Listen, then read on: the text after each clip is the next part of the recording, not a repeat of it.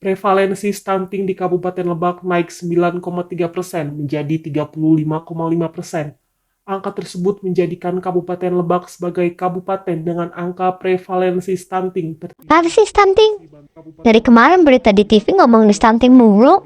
Kan mau nonton sinetron. Ganti channel deh. Tinggi di provinsi. Apa itu stunting? Menurut WHO, stunting adalah gangguan pertumbuhan dan perkembangan anak akibat kekurangan gizi kronis dan infeksi berulang yang ditandai dengan panjang atau tinggi badannya berada di bawah standar. Hal itu terjadi dikarenakan kondisi irreversible akibat asupan nutrisi yang tidak kuat dan infeksi yang terjadi dalam 1000 hari pertama kehidupan. Perlu diketahui bahwa tidak semua balita pendek itu stunting loh, sehingga perlu dibutuhkan diagnosa oleh dokter. Tetapi anak yang stunting sudah pasti pendek. Kalau gitu, ciri-ciri anak stunting apa aja ya selain pendek? Anak yang terkena stunting memiliki perkembangan tubuh yang lambat. Mereka juga tidak mampu fokus dan mengingat memori belajarnya dengan baik. Anak yang terkena stunting pun lebih mudah terserang berbagai penyakit loh. Bahkan, berat badan mereka tidak naik dan cenderung menurun. Kamu pasti bertanya-tanya, kira-kira apa sih penyebab stunting? Penyebab stunting yang pertama adalah kurangnya asupan gizi pada ibu selama hamil. Organisasi Kesehatan Dunia menyatakan bahwa sekitar 20% kasus stunting terjadi sejak anak berada dalam kandungan.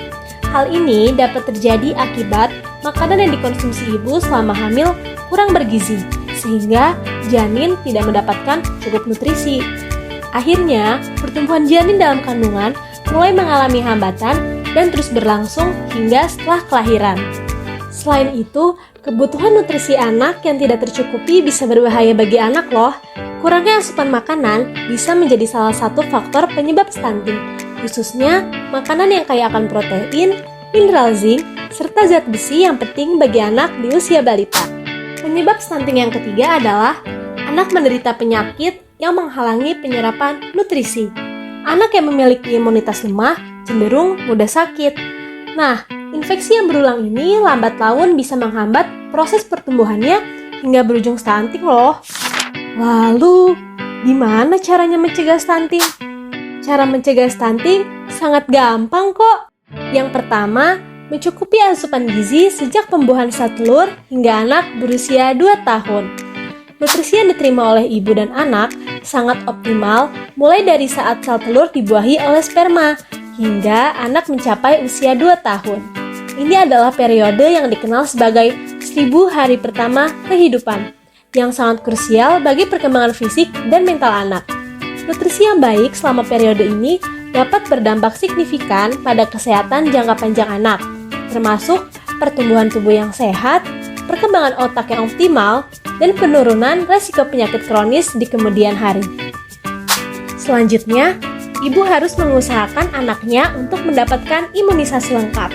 Mendapatkan imunisasi lengkap sangat penting untuk melindungi anak dari penyakit serius yang dapat menyebabkan komplikasi berat atau bahkan kematian.